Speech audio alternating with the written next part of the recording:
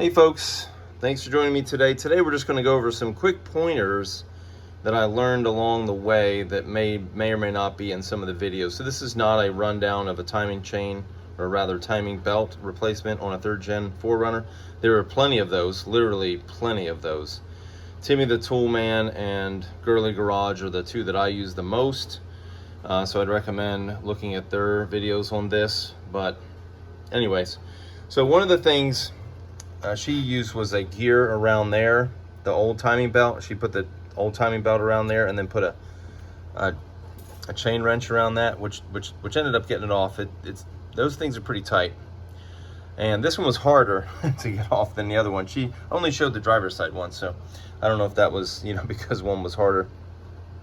The other thing is, you don't have to, she took off the timing, she took off the power steering pump. You don't need to do that. You can wiggle that through. You do have to take part of that plastic part down there, you see, and you have to you have to loosen that up.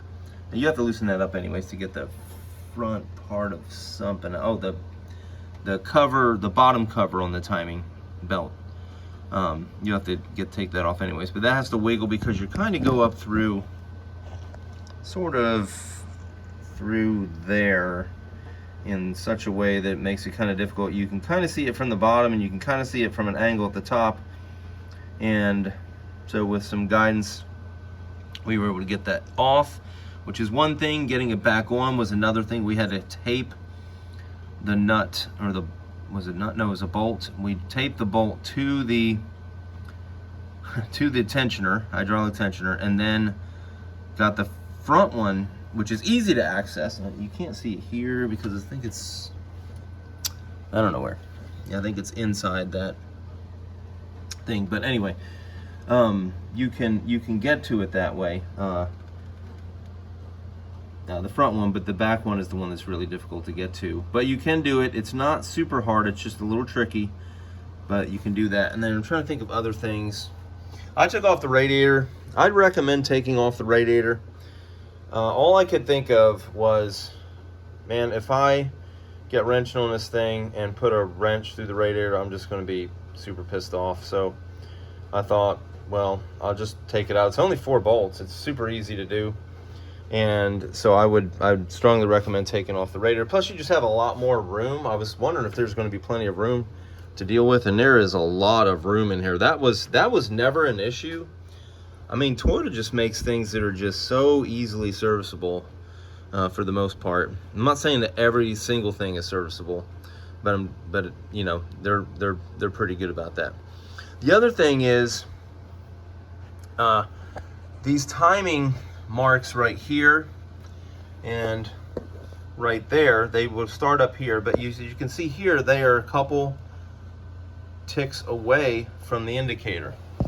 And this, if this was flat on there, it would be like here, not here.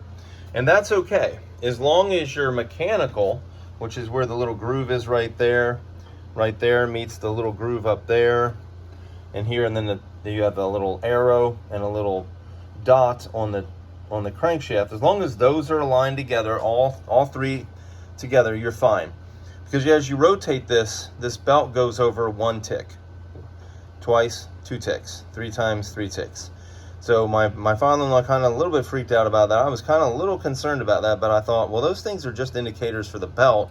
As long as the mechanical things on the gears themselves still match the top dead center indicator on the engine block and this cover up here, then we're really good. You know, there's really no cause for concern. So anyway, so that's another thing. Don't be worried about that. I know some probably say, oh no, they're supposed to be together. No, they're not.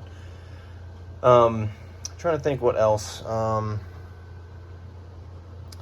So these, I just cut these things off, so I had to kind of learn how to adjust these. They're actually pretty easy, right there. And actually these I kind of ended up just getting, well, here I got a new pulley just because I was doing all this stuff and I didn't want to replace the pulley some other time.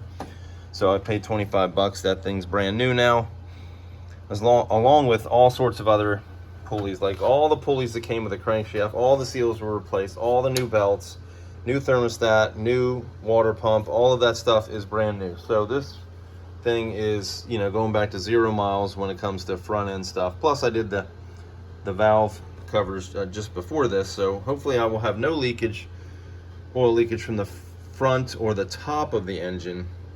And then I'm going to start working on the, I think I have to probably major leak on the rear main seal and maybe the oil pan too. So those are topic for a different day.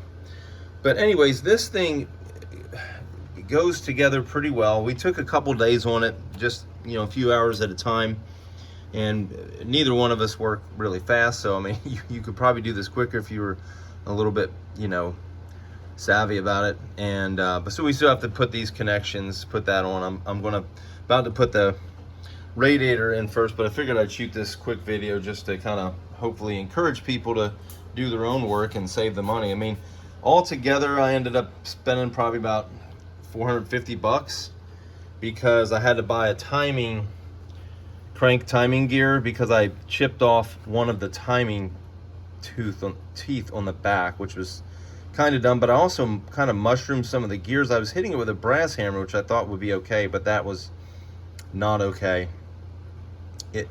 I mean, I'm assuming that thing is steel, but it might be some other material. I don't know, because that brass hammer I wish I had kept it so I could show you, but I didn't. I think I tossed it already, and I'm not going to go rooting through the garbage.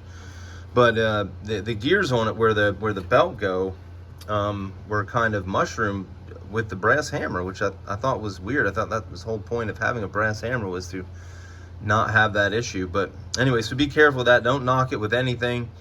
You're just gonna have to figure out a way to pry it and pull it. By the way, when we got the new one, it slid right on. I was like, what the heck? Like, so I don't know if the other one had some burrs on the inside of it or something, but it was not wanting to come out at all. And that new one slipped right on. So anyways, so you don't have to spend 450. You can spend 350 for the whole kit and you'd probably be fine. But I just figured I would, you know, throw out those cautions and encouragements, and hopefully that would, you know, help you. It's not super difficult to do. Oh, we did have to, there's probably a better way to do this, but we had the two cams squared away, and then we were trying to slip it on this pulley, this idler pulley over here, and I don't know if the pin was already pulled and somebody shoved it back in, but when I pulled it, I could put the pin back in on the tensioner, so I don't know that it might have already released its tension. But we had a hard time. We were trying to set everything dead center. We kept doing it with the crank, but by the time we had the belt completely on, the crank was like 1 or 2 spots over. So that obviously didn't work. So what we did is we took, we advanced it 1 or 2 clicks, and then by the time we got the belt on, we had it and the 2 cam pulleys perfectly aligned, top dead center, all the indicators and all that stuff. So sometimes there's probably a better way to do that. And they kind of showed on the thing like they're just slipping it on, but that wasn't our experience.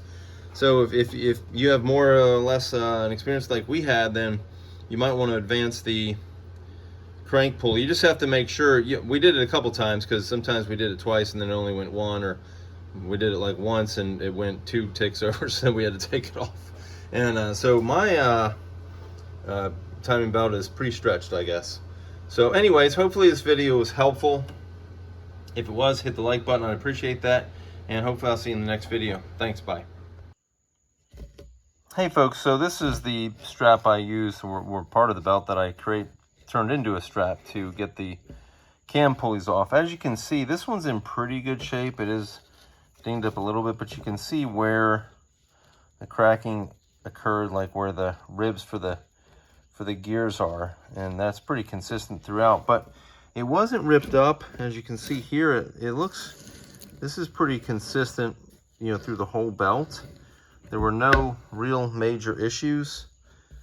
I'm not even sure I think these are just dirt marks or something. I don't know.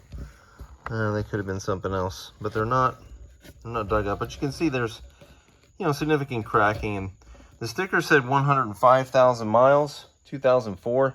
It's now 2025, and it's 276,000 miles. So if it went that gap, that's pretty interesting.